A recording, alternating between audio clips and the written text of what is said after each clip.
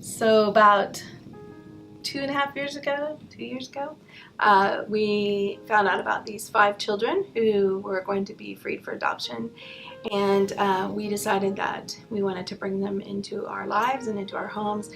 One of these children was Julliana, who at the time was 3 years old, and when we first met her, she said the word purple a lot. That was about the only word she said. And you couldn't understand. Most everything else was mumbling. She had learned to walk at only 2.5, and she still didn't walk very well. She would run into walls. Her balance was just terrible. She was always bleeding and hurt. She just didn't have much control over her body at all. She would have rages, biting, hitting, spitting, kicking, cussing.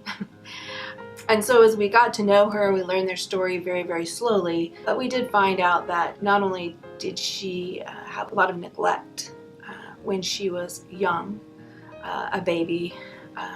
Her parents were drug addicts, Dad was mostly in jail.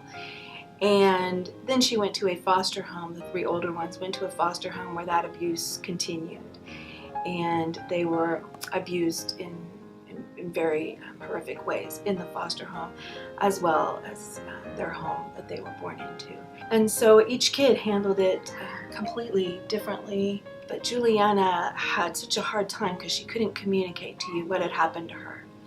So we brought her home and put her in every therapy we could. We had her in speech, occupational therapy, play therapy, cognitive therapy. She began to make progress, and she began to walk better, and she began to say more words. She began to touch more. When we first got her, she couldn't really feel touch, and so you would have to literally pull her hair or just touch her very hard for her to even feel, because she hadn't been touched and she didn't know how to do that.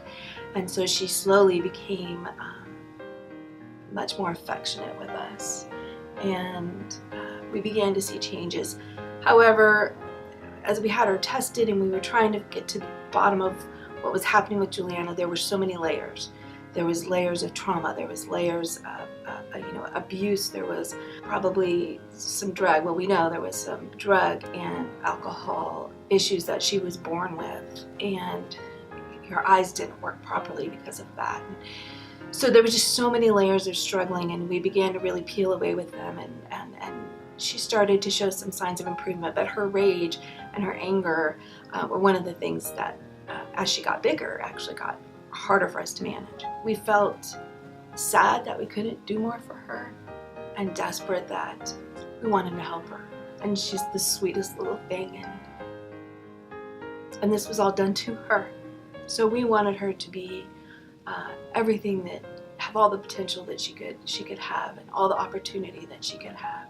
And so one day we heard about this therapy. We decided to try it, and really I had done some research on some brain therapy in the past for our son, who was also having some severe issues from his trauma. I didn't understand necessarily how it worked, but I was willing to try anything because I love this child. So we brought her here, and she's been here 7, 8 times now, I think, 8 sessions. I would say by the 2nd or 3rd session, we were starting to notice changes, but we were afraid, could this possibly really be helping her? We were almost afraid to be hopeful. It's a different time in her life, or she's not acting up that way. Yeah, she's having a good week. And because everything we had tried, we hadn't had this much success in such a short period of time. But then it became kind of hard to even not consider it, because all of a sudden, Julliana hadn't raged in weeks. I think 3 weeks she went without a rage. That doesn't mean that she wouldn't start. Julliana has a lot of sensory issues, and she would start. You can tell it's coming. You say, Julliana, you want a good week, a good day, or a bad day? And she'd think, say a good day. To be able to calm her down more quickly, and just not go into screaming. Yeah, no screaming, and nobody was being bit or spit. It was like she was able to process the act of the discipline and the act of her actions, the way she was feeling. Because it's not like she wanted to do what she was doing more. It was kind of out of control, not knowing what to do. It's losing control. control of the way she's feeling. And she would be apologetic afterwards. So we knew that, you know, in hindsight, she knew that she didn't want to do what she had done.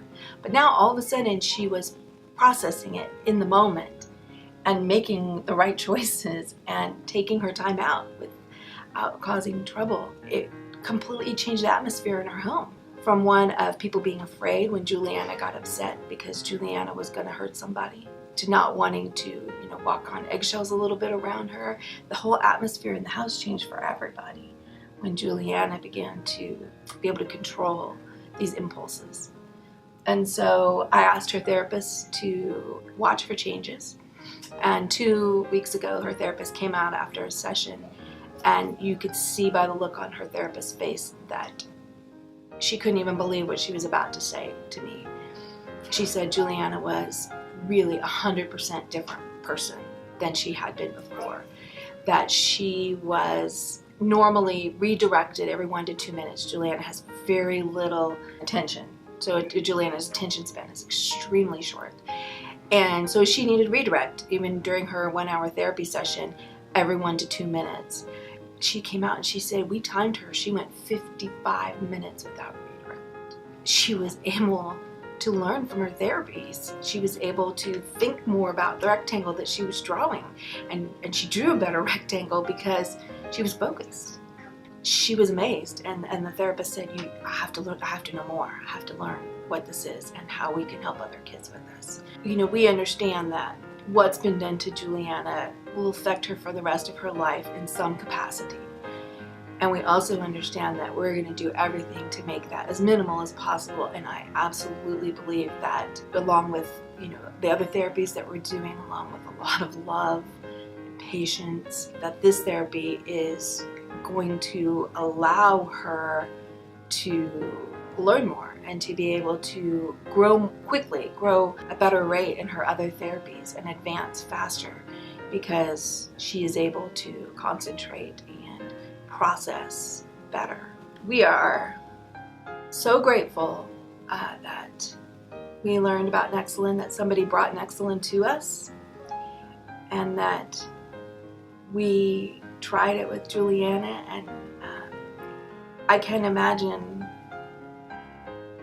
when you think about how this will change the rest of her life, these few short weeks that we've invested with Nexalin and they've invested in our family, you know, will change Julliana's life and our life as a family and her siblings' life. We anticipate using it for the rest of our children as well, to help heal the trauma that has happened to them, along with all their other therapies. We believe that this will give our children the best chance that they can have. Julliana, can you say hi? Hi, I'm Julliana. Tell them what you stand for. Others in Jesus. Others in Jesus. That's what you stand for, isn't it? Do you like being adopted? How much do you like being adopted? Having a party. We had a party, didn't we? We did have a party. You like having a mommy and a daddy? I love you. You're beautiful. You're beautiful too.